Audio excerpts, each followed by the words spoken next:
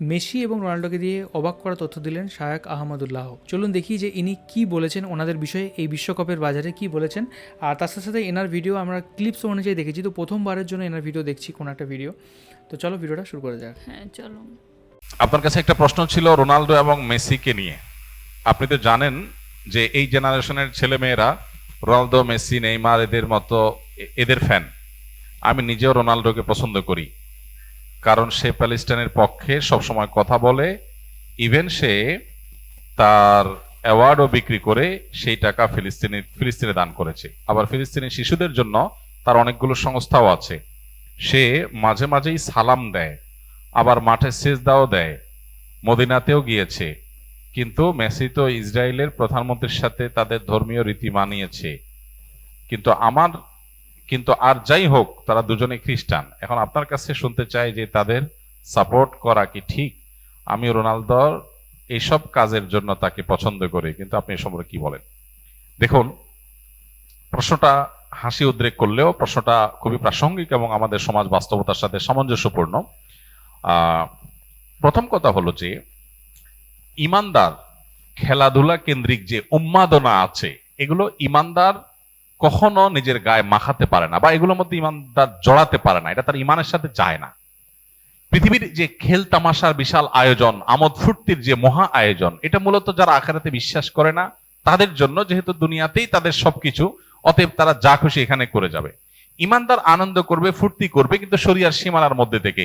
জীবনটাকে পুরা খেল তামাশায় পরিপূর্ণ করা, এটা কোনো ইমানদারের সাথে যায় না। যে ইমানদার জানে, বিশ্বাস করে, তার আকীদা, তার ঈমান আছে যে সে আল্লাহর সামনে দাঁড়াবে, অনন্তকালের জীবনের হিসাব দিতে হবে, সে আনন্দ ফুর্তি করাটাকেই জীবনের মূল লক্ষ্যে পরিণত করতে পারে না। আজকের পৃথিবীতে এই সমস্ত খেলার যে বড় বড় আয়োজনগুলো আছে, আয়োজনগুলো ভোগবাদী পৃথিবীতে, আখিরাত বিমুখ পৃথিবীতে মানুষকে মজা দেওয়ার জন্য, এন্টারটেইনমেন্ট করার জন্য করছে।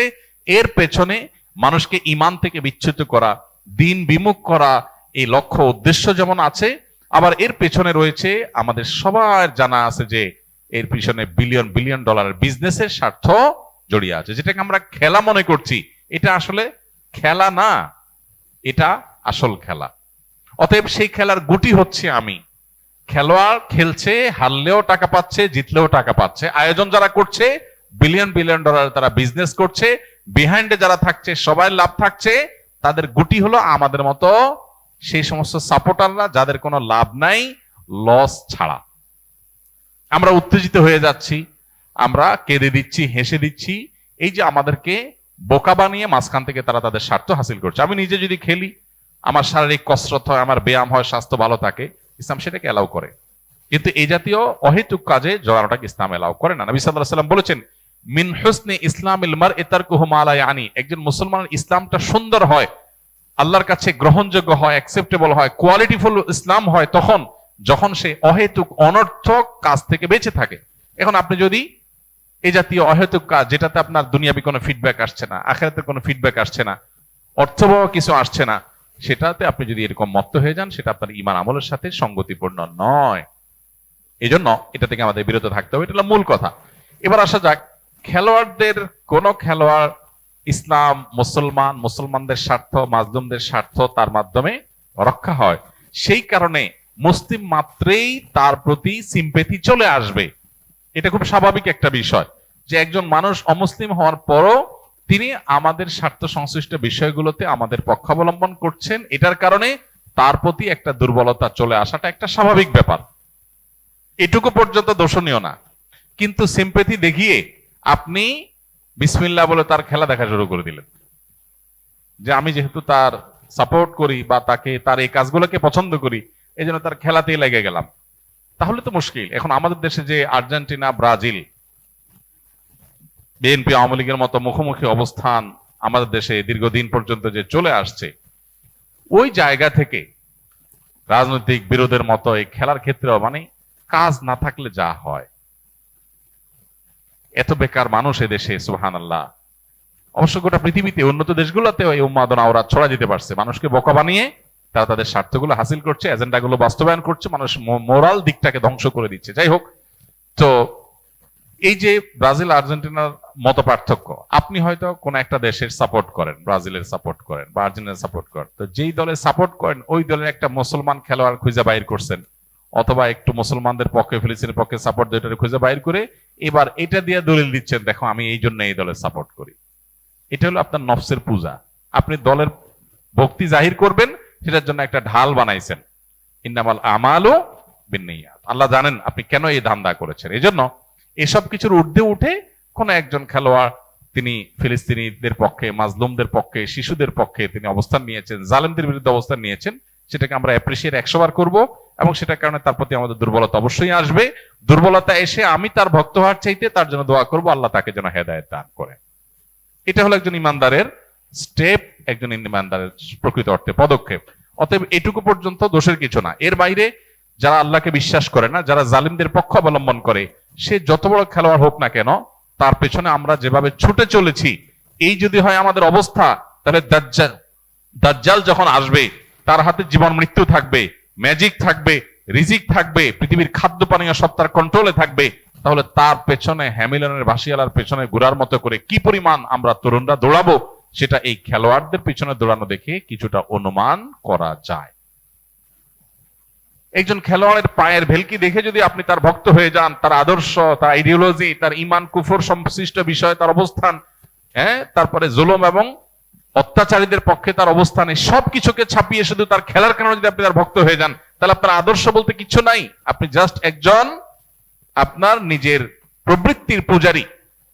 আপনার আকল যদি থাকে একজন খুনিদের পক্ষাবলম্বনকারী, জালিমদের পক্ষাবলম্বনকারী, অভিশপ্তদের পক্ষাবলম্বনকারী এবং অন্যায়ের পক্ষাবলম্বনকারী, শিরকে লিপ্ত, আপনার রবকে যে গালি দেয়, আপনার রবের প্রতি যার অবিশ্বাস আছে, তার খেলা দেখে আপনি পাগল হতে পারেন না। একজন লোক অনেক ভালো খেলোয়াড়, অনেক চমৎকার খেলে, অনেক ম্যাজিক্যাল আপনার তার স্টেপ পদক্ষেপ আছে, অনেক তার ভালো পারফরমেন্স আছে, এই লোকটা আপনার মাকে যদি কটু কথা বলে এবং বলে যে আপনার জন্মের ঠিক নাই, আপনার বাবা এই লোক না, আপনার মার চরিত্র খারাপ, অন্য কারোর কাছ থেকে সন্তান তিনি জন্ম দিয়ে এনেছেন, এই কথা যদি আপনার মা সম্পর্কে কেউ বলে, আপনার মায়ের ব্যাপারে যদি কারোর বিশ্বাস থাকে এরকম আপত্তিকর, সে যত বড় খেলোয়াড় হোক, আপনি যদি কুলাঙ্গার সন্তান না হয়ে থাকেন, তাহলে আপনি তার ভক্ত হতে পারেন না। আপনি যে রবের প্রতি ঈমান এনেছেন, সে রবের অস্তিত্ব, রবকে যে স্বীকৃতি দেয় না, বরং সে রব সম্পর্কে যে কটু কথা, কটু বিশ্বাস, ভুল বিশ্বাস, ভ্রান্ত বিশ্বাস রাখে, সে যত বড় খেলোয়াড় হোক, আমার আদর্শ তাকে আমার ভক্ত হতে দেয় না। আদর্শের ব্যাপার। আর যার কাছে ঈমান নামকে আসতে আছে, মুসলমান নামকে আসতে, সে আজকে এর পিছনে দৌড়াচ্ছে, কার কেউ পিছনে দৌড়াচ্ছে, এই যুবকই যদি বেঁচে থাকে আর দাজ্জাল পৃথিবীতে আসে, সবার আগে চোখ বন্ধ করে বলে দেওয়া যায় এই শ্রেণীর যুবকরা দাজ্জালের পিছনে দৌড় দিয়ে চলে যাবে। কারণ দাজ্জালের হাতে আরো বেশি ম্যাজিক থাকবে, আরো ভক্ত হওয়ার, ফান হওয়ার মতো বহু আইটেম থাকবে। আমাদের অনেক তরুণরা কোরিয়ার আপনার কি বিটিএস, এই তরুণদের ফান হয়ে যাচ্ছে, অনেক ছেলেরা মেয়েরা। এর কারণ হলো তাদের মধ্যে ঈমানি চেতনা নেই, আদর্শ নেই। তারা আদর্শ তাকে এই সমস্ত অন্যায় থেকে বিরত রাখবার কথা। আল্লাহ আমাদেরকে বোঝার তৌফিক দান করুন। তো এখানে আমরা দেখলাম যে ইনি মেসি এবং যে রোনাল্ডো, এনাকে নিয়ে কিছু কথা বললেন এবং ফুটবল খেলা এবং বিশ্বকাপ নিয়েও তিনি কিন্তু কিছু কথা বললেন। তো এই নেওয়ার কিছু কথাতে আমি ডেফিনেটলি সহমত যে আমরা ওইভাবে কারো ভক্ত হয়ে উঠতে পারি না।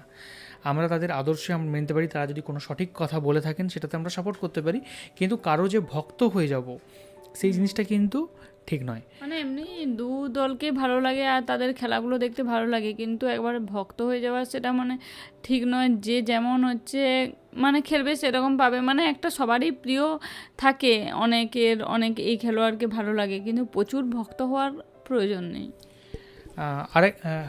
আরেকটা জিনিস সেটা হচ্ছে যে যখন আমরা, তবে যে জিনিসটা সম্পর্কে আমরা অসহমত সেই জিনিসটা হচ্ছে যে আজকে তুরস্ক, টার্কি খেলছে, আজকে ইরান খেলছে, অনেক মুসলিম কান্ট্রিও কিন্তু এই ফুটবল খেলার মধ্যে রয়েছে।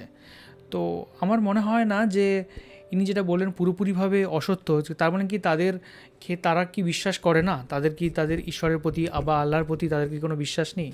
ডেফিনেটলি রয়েছে। এবং কোনো একটা জায়গাতে একটা দেশের সফট পাওয়ার কিন্তু বিল্ড হয় ফুটবলের মাধ্যমে। ফুটবল হচ্ছে বা বলুন যে কোনো স্পোর্টস বলুন, একটা কিন্তু দেশেরও জন্য অনেক কিন্তু উন্নতি সাধন করে, হতে পারে ভারত বলুন, বাংলাদেশ বলুন, এরা হচ্ছে ফুটবলে অতটা নাম করতে পারেনি বা ফুটবলে এখনও পৌঁছাতে পারেনি, কিন্তু কেউ যদি ইন্সপিরেশন নিতে চায় তা সেখানে কোনো দোষেরও নেই। আর যদি আপনার ইন্সপিরেশন নিতেই হয় তাহলে আপনি যেটা ওয়ার্ল্ডের বেস্ট সেখান থেকে আপনি ইন্সপিরেশন নেবেন, সেখান থেকে আপনি খেলা শিখবেন বা সেখান থেকে আপনি টেকনিক শিখবেন বা সেখান থেকে আপনি অনুপ্রেরণা নেবেন। অবশ্যই এটা উচিত যে নিজেদেরও চেষ্টা করি সেই জায়গায় পৌঁছানোর, নিজেদের খেলা উচিত, নিজেদের খেলার প্রতি অনেক বেশি আমাদের এফোর্ট দেখানো উচিত যতটা সম্ভব খেলা দেখার থেকে। সেটা তো ডেফিনেটলি ভালো, তা বলে এটা নয় যে খেলা একবারে মানে আমরা জিনিসটাকে খারাপ হিসাবে দেবো, যে খেলাটা খুব খারাপ সেই হিসাবে দেবো। অবশ্যই ডেফিনেটলি অনেক বিজনেস করছে এবং এর মধ্যে অনেক বিজনেস জড়িয়ে রয়েছে, কিন্তু আমরা হার জিতের মাধ্যমেই বিভিন্ন দেশ বলুন, বিভিন্ন জাতি বলুন, বিভিন্ন সংস্কৃতি বলুন, তাদের নিজস্ব অস্তিত্ব তারা কিন্তু সবার সামনে কিন্তু তুলে ধরে।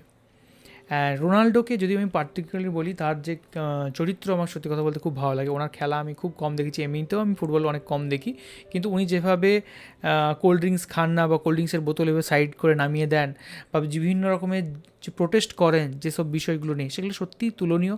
এবং সঠিককে সঠিক বলা এবং ভুলকে ভুল বলার জন্য সেই মেরুদণ্ড থাকা উচিত, এবং যাদের সেই মেরুদণ্ডটা আছে তাদেরকে সম্মান এবং সাপোর্টটুকু আমার মনে হয় করা উচিত।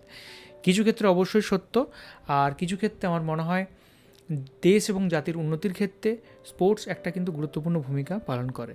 আপনাদের কি মতামত সেটা অবশ্যই কিন্তু কমেন্ট করে জানান। হ্যাঁ, অবশ্যই কমেন্ট করে জানান যে এই ভিডিওটা দেখে কার কেমন লাগলো। সবাই খুব ভালো থাকবেন, সুস্থ থাকবেন আর দেখতে থাকবেন আমাদের চ্যানেলটা। টাটা।